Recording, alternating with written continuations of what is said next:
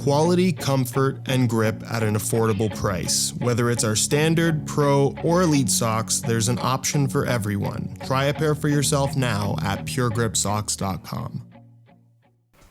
You know those movies where you wake up in someone else's body? That's basically what's happening inside these boxes. If there's one football boot brand that knows their audience better than anybody, it's Mizuno, with their latest innovation pack being the most for the people football boots I think we've ever seen. Do you love the Morelia Neo4 Beta upper with its kangaroo leather forefoot, but wish it had the sole plate and stud pattern from the Mizuno Alpha series? Well, now you can get exactly that. Or do you love the idea of the barefoot, thin, super responsive synthetic upper of the Alpha 2, but wish it had the sole plate and stud pattern from the Morelia Neo with the conical studs? Well, now that's also an option. Both in made in Japan form and both in blackout colorways, which once again just screams Mizuno playing to their audience in that they didn't try to make boots that were purple and gold or blue and pink or silver and burgundy. You get where I'm going with this. I think Mizuno knows that the audience for these football boots wants them to be blacked out. And while these are limited edition football boots, Mizuno have done us the courtesy of not jacking up the prices. Not to say that they're cheap, because they're very far from that.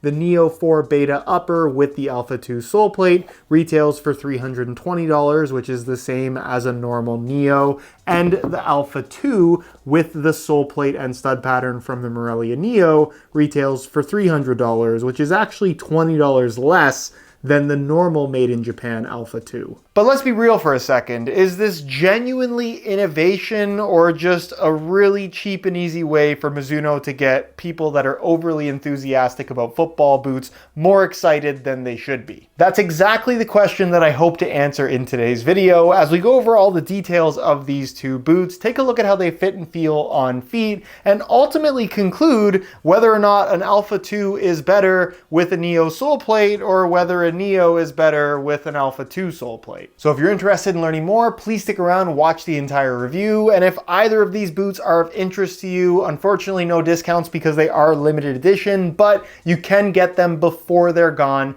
via the links down below. And as always, if you enjoy the content, don't forget to drop a like on the video. And if you appreciate the unsponsored, unsugar-coated, brutally honest opinions on this channel, don't forget to hit that subscribe button along with the little bell notification so you don't miss out on my reviews of all the latest football boots of 2025. So first things first, and this has nothing to do with performance, but I think it's important to point out, the Morelia Neos in particular, I'm not sure how they're going to come across in this video, and obviously the general settings on the screen you're watching are going to have an impact on this, but while these are classified as blackouts, in person, you'll definitely notice that they're more so a very dark gray with a little bit of like a bluish purpley tinge. It's most noticeable on the upper. The sole plate is definitely more of just a true dark gray, where on the Alpha 2, they do ultimately end up looking much more like true blackouts compared to the Neos. Not a huge deal, obviously, but if you're dropping $320 on these, it's something you should know. So if we start with the Neo, what about putting an Alpha 2 sole plate and stud pattern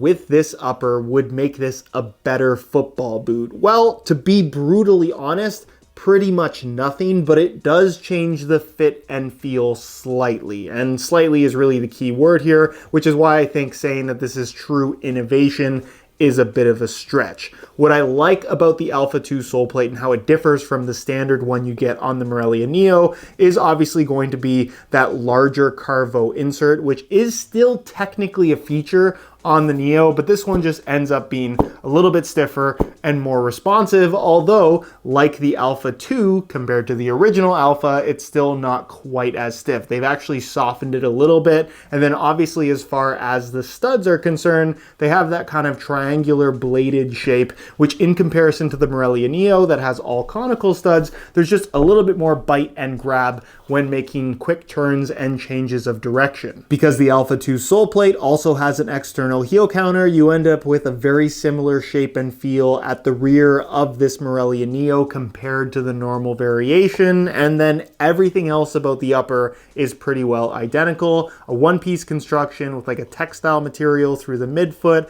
elasticated knit across the top of the foot, and then basically the softest kangaroo leather on the market running through the toe box and forefoot. That's definitely on the thinner side, but does give you that plush, soft touch on the ball that a raw, thin synthetic simply would never provide. Where there's genuinely no sense in overcomplicating things, if you've had the Morelia Neo Betas and you really like the way that they fit and feel, but would prefer if they had a slightly stiffer feeling sole plate with slightly more aggressive bladed traction, then I suppose this is the perfect football boot for you. Where the Alpha 2 in the innovation pack also gives you the normal Alpha 2 upper, which is super thin with that kind of webbed reinforcement cage. It's pliable, it gives you that premium barefoot feel, but still maintains a great level of comfort, and with the laces tied tight, strikes a really nice balance of lockdown, but also overall comfort, with of course the star of the show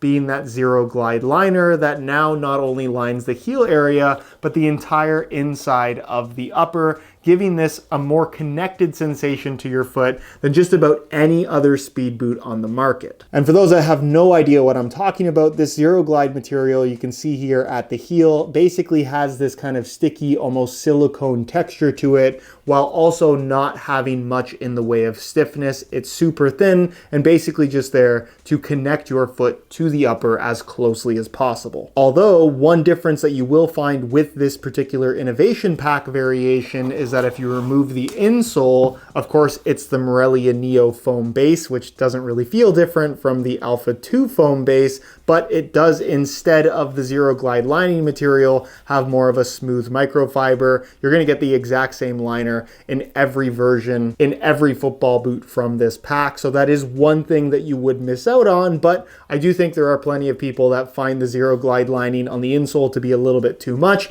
If that's you, you might like this subtle change. But then if we flip this boot over to the bottom, you'll of course see the Morelia Neo sole plate and stud pattern, which in comparison to the normal Alpha is a little bit more flexible, but definitely still trends in the speed boot direction in terms of underfoot feel, and of course swaps out those bladed studs for rounded studs all the way through that still provide plenty of bite. This is a much more aggressive traction pattern than I think a lot of people give it credit for based on how it looks, but because they're round in shape, you still have that freedom to twist and pivot. That really does make this particular stud pattern in the speed boot category really stand out. Also, as part of the sole plate tooling, you do get that external heel counter, which is very similar in shape to the Alpha, which means that the overall shaping and fit of the Alpha 2, despite the sole plate swap, is pretty well exactly the same. In other words, if you like the fit and feel of the Alpha 2 upper, but wished it had a more flexible sole plate with conical studs rather than blades, once again, this is the perfect football boot for you. But more importantly, does this sole plate swap actually make for a better final product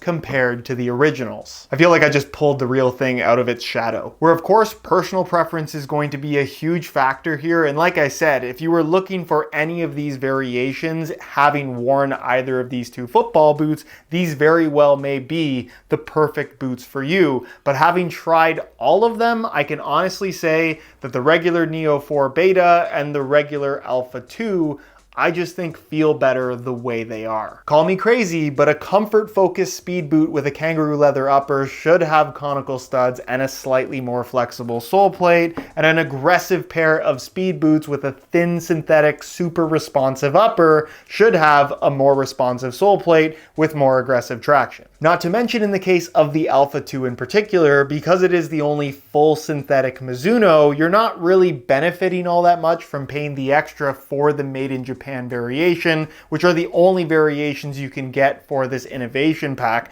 So while these do feel really good at $300, you're effectively getting a football boot that I would personally argue is better in the non-made in Japan elite variation that retails for just $180. And then just because I think it's interesting 16, let's weigh the regular versions with the sole swapped ones to see if they've gained or lost any weight, all in the same size 9.5 US. We'll start off with the Neo4 Beta in its standard form. They weigh in at 7.2 ounces, the equivalent of 205 grams.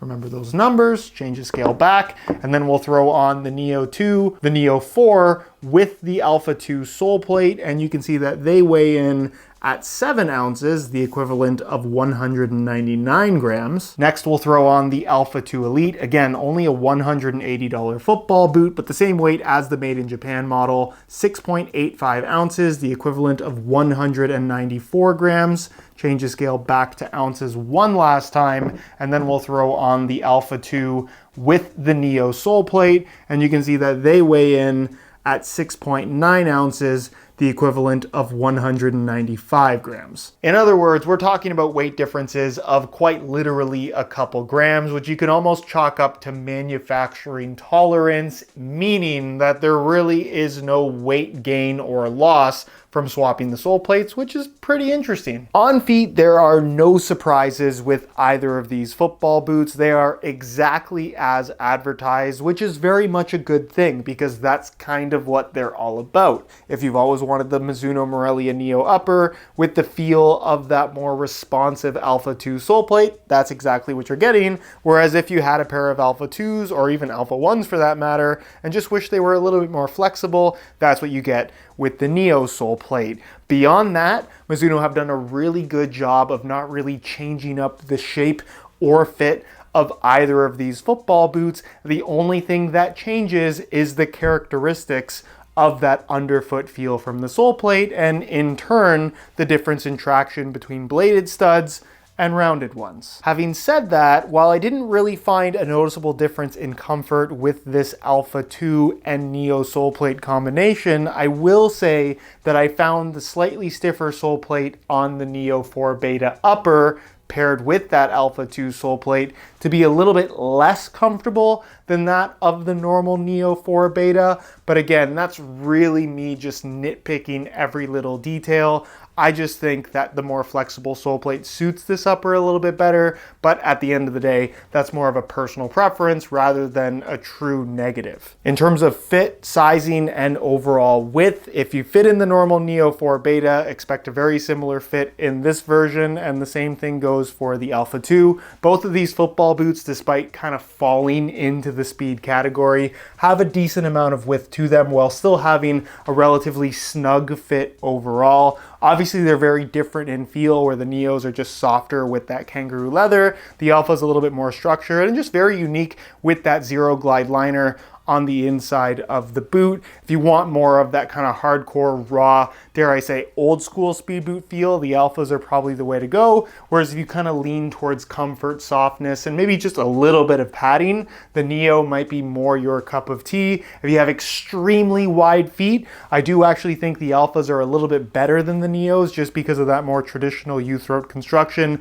that allows for more opening of the upper, particularly through the midfoot. But both of these boots should work well for a wide variety of foot types. And as far as sizing is concerned, I'm wearing both of these boots in my usual size 9.5 US, and I'd say both of them run just a smidge long. Not long enough for me to personally go down in size. I'd say it's about a quarter size is the extra length that I'm feeling here, meaning that if you're currently wearing your boots really snug, you can probably get away with sticking with your usual size, whereas if you find you already have a little bit of extra space, going down half a size is definitely the way to go. And if you already have an Alpha 2 or a Neo 4 Beta in a size that you really like, I would personally recommend going for that exact same size in either of these two variations. So in conclusion, I really like what Mizuno have done here, and I think it's always good for consumers to have more options. I hope they continue doing this, and I hope we see the same from other brands, although I'm doubtful that will happen. Having said that, as much as I think these are both really good football boots that I can recommend wholeheartedly, I do, like I said earlier in the video, prefer the regular Neo4 Beta over this sole swap version, and the same thing goes for the Alpha 2. Where unless you've been dreaming of a Neo with an Alpha sole plate or an Alpha with a Neo sole plate, I really don't think there's a strong reason to go out and buy either of them. They are both very cool, but I think it's a stretch to call them innovative.